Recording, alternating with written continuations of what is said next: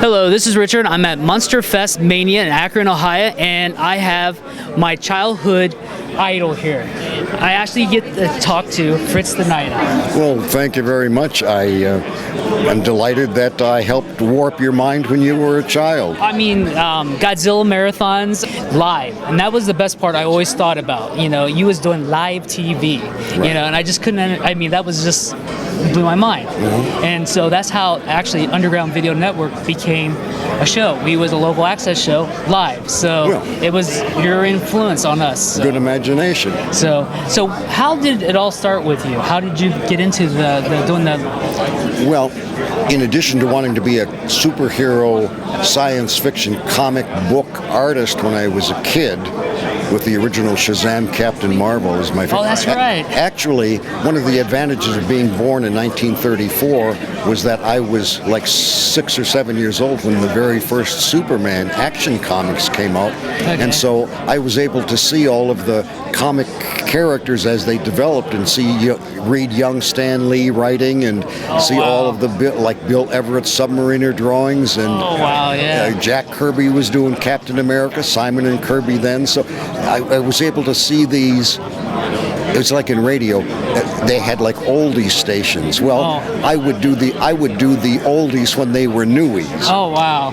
And I think one of the things with television is that because of all those years of ad-libbing about music, jazz primarily, heavy duty, Miles Davis, Charlie Mingus, that kind of jazz, Mingus, Miles, and so forth.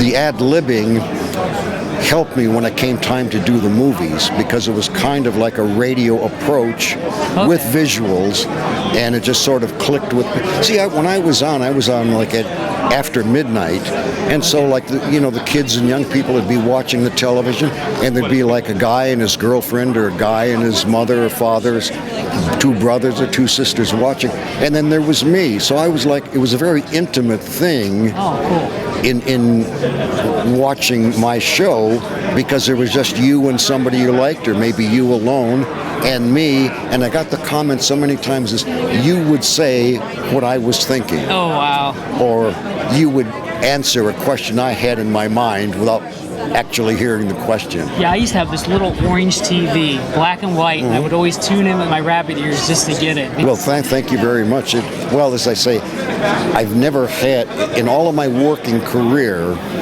I've never had a job that I considered work. Oh, wow. In high school, I was a movie usher, and they paid me to stand on the aisle and watch the movies, and if a little old lady dropped her purse, take my flashlight and help her find the purse, and then stay there and watch a double feature every night. Now, I got my job because I had great qualifications, and that qualification was I fit the uniform of the guy who quit. Oh, wow. See, they brought me on because I kept seeing Star Wars every day. Oh, okay. So I had seen Star Wars over and over, so they asked me, do you want to just work here? And I go, sure. Do I get paid for this? So I know the feeling. Yeah, so I was a movie usher, and then when I was in the Army, for 2 years, I was in the Signal Corps, active duty, corporal, and what I did was I acted in, narrated, wrote Army training films, promotional films, and so forth for the Army and Marines, and so all of the services.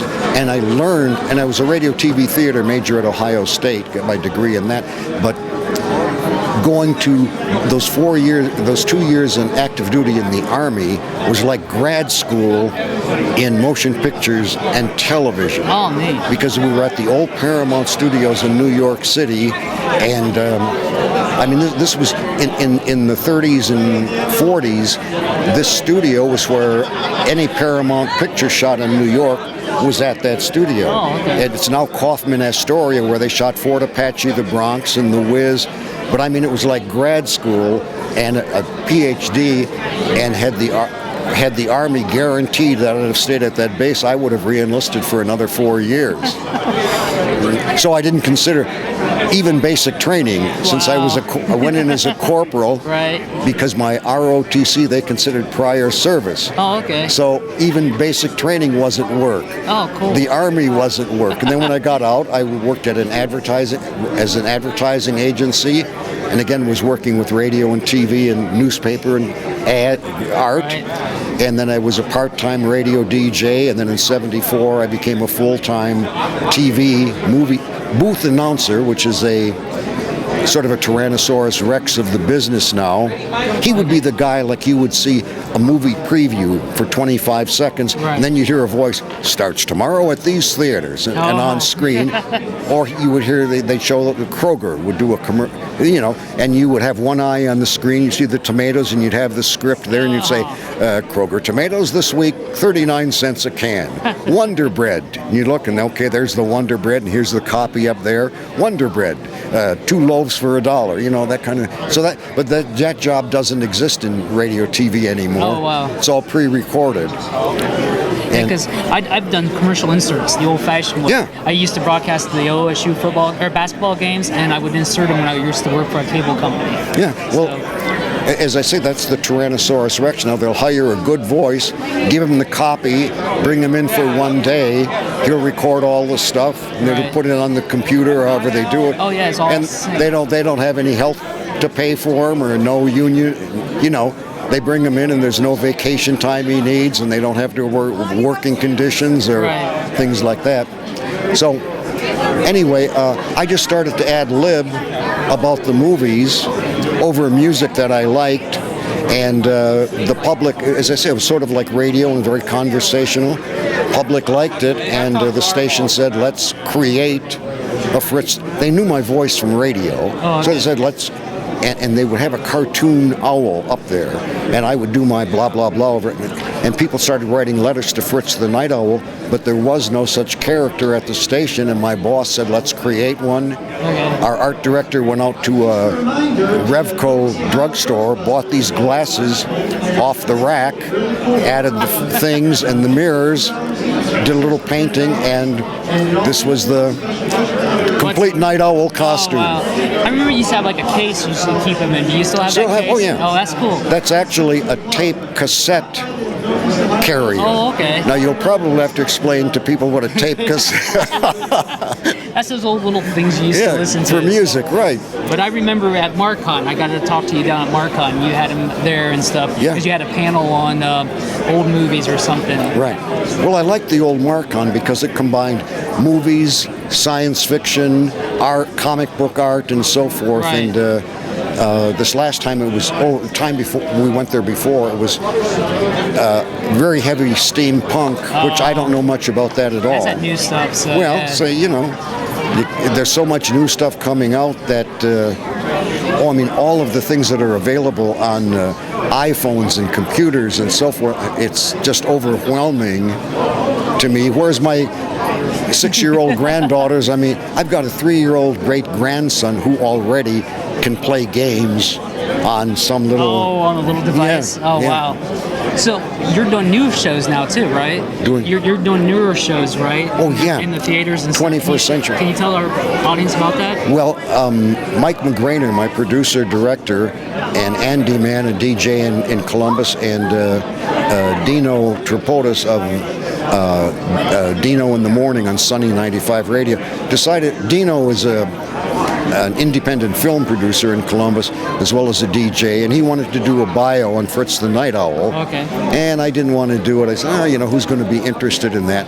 But then we found out about the TV movie hosts on the internet, and Mike and Dino said, well, look, why don't we try to put Night Owl Theater like it was on television, put it on, you know, do it, and put it on the internet. Okay. And then they got the idea, let's do the shows like that, and we'll put it on the big screen at a theater. Oh, wow. So that's where what we're doing now is the first 2 years we used all public domain films. Okay.